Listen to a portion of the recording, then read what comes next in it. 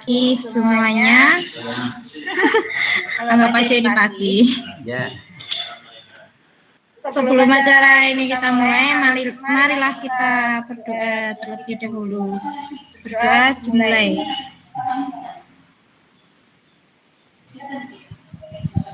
Berdoa selesai. Kepada Pak Wahid, waktunya saya persilakan. Baik, ibu-ibu sekalian, pada kesempatan kali ini saya akan menyampaikan tentang struktur kurikulum dan kerangkanya.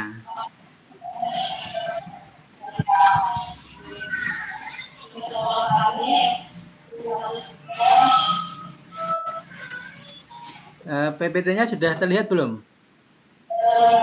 Sudah. Sudah ya? Ampun. Baik, ini akan kami sampaikan tentang kerangka dan struktur kurikulum sekolah penggerak dan SMK pusat unggulan.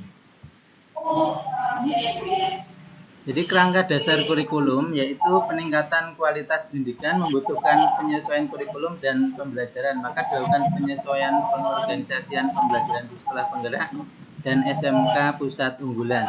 Kita tahu bahwa kurikulum bersifat dinamis sehingga harus selalu dikembangkan seiring dengan kebutuhan perkembangan zaman. Maka perlu pembelajaran dengan paradigma baru. Salah satu upaya untuk pembaruan pembelajaran adalah dengan mengatur pembagian kewenangan antara pemerintah pusat dan satuan pendidikan dalam hal pengelolaan pembelajaran. Kewenangan pusat dan satuan pendidikan, untuk kewenangan pusat itu adalah menetapkan struktur kurikulum, profil pelajar Pancasila, capaian pembelajaran, dan prinsip pembelajaran serta asesmen. Sedangkan satuan pendidikan itu memiliki kewenangan untuk menyusun visi, misi, dan tujuan sekolah, kebijakan sekolah terkait kurikulum, pembelajaran, dan asesmen, serta mengembangkan kurikulum operasional yang menjadi kebijakan tentang pembelajaran di tingkat satuan pendidikan. Pembaruan pembelajaran di sekolah penggerak dan SMK pusat keunggulan meneruskan proses peningkatan kualitas pembelajaran yang telah diinisiasi kurikulum sebelumnya.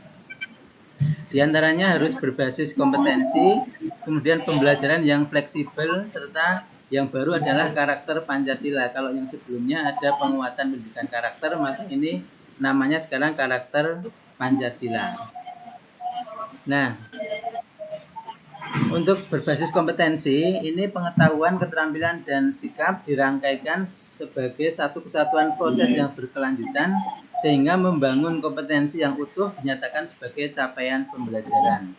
Kemudian pembelajarannya yang fleksibel, itu capaian pembelajaran disusun dalam fase-fase. Ada 1 sampai 6 kalau SMK itu di fase A sampai F, kalau di SMK atau SMA itu E dan F. Kemudian muatan atau konten dikurangi agar peserta didik memiliki waktu yang memadai untuk menguasai kompetensi yang ditargetkan.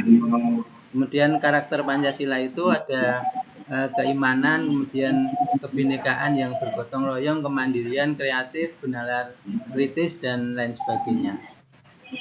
Nah, kebijakan kurikulum berbasis konteks satuan pendidikan itu telah dimulai sejak dulu, dikuatkan dengan sekolah penggerak, dan kalau di SMK itu sekolah penggeraknya adalah SMK pusat keunggulan.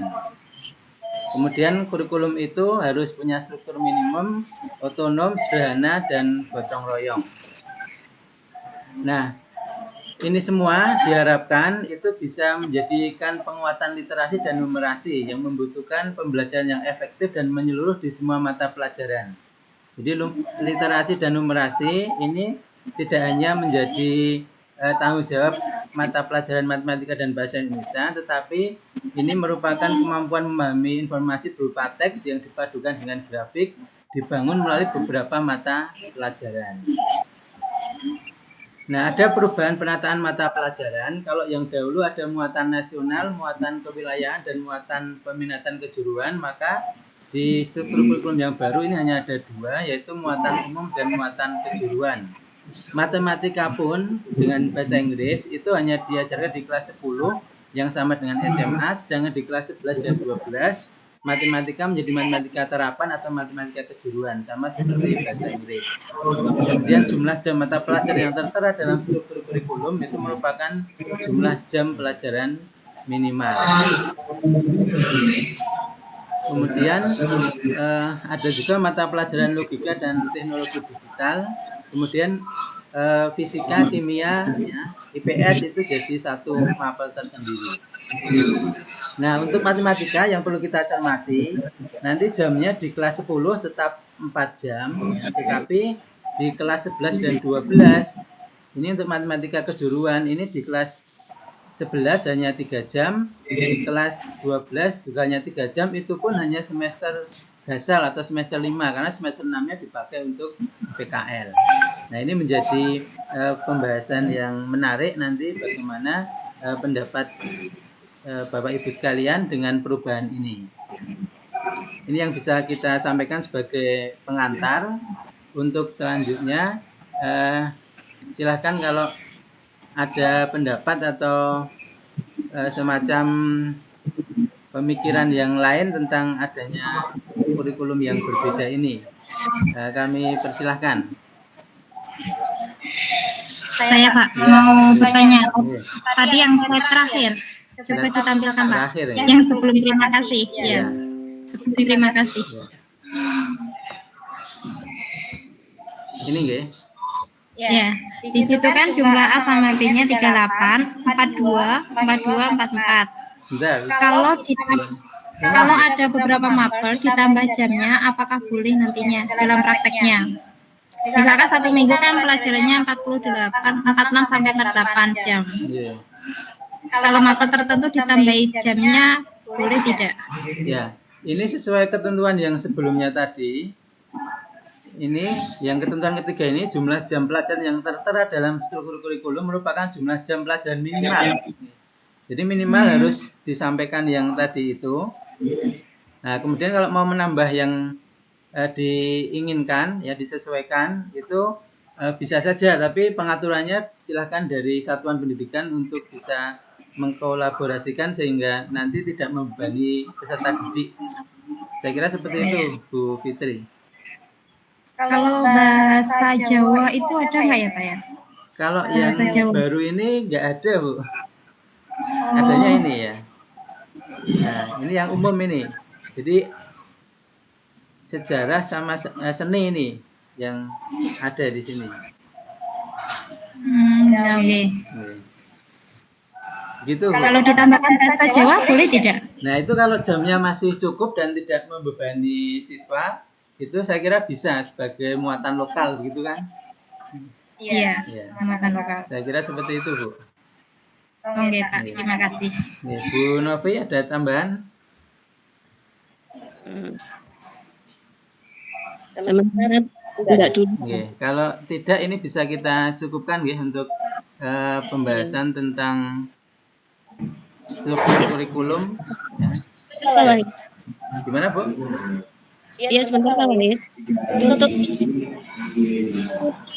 yang gimana, Bu Novi?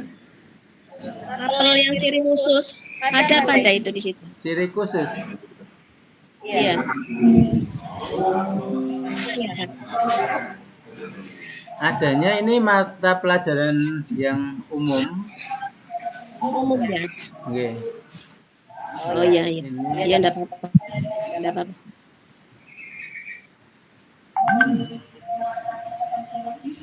Bisa ditambahin sendiri ya, Kak. Oke, sebentar.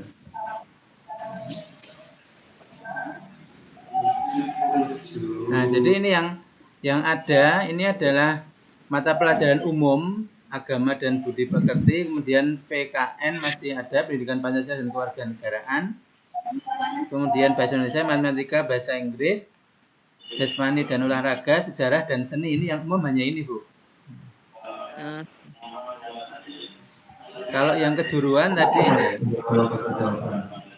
Arahan kami itu memang ada mapel ciri khusus Pak di saya, Pak. Oh, ini ada mata pelajaran pilihan ini, Bu, di yang kejuruan ini. Iya. Nanti mungkin bisa masuk di situ. Iya, iya. Ikutnya penganan ya. Begitu? Ya, cukup nggih? Nggih, cukup. Nggih. Baik, dari saya cukup. Nanti kita bisa beralih ke pembahasan yang berikutnya dari Bu Novi dan Bu Fitri. Terima kasih atas perhatiannya. Assalamualaikum warahmatullahi wabarakatuh.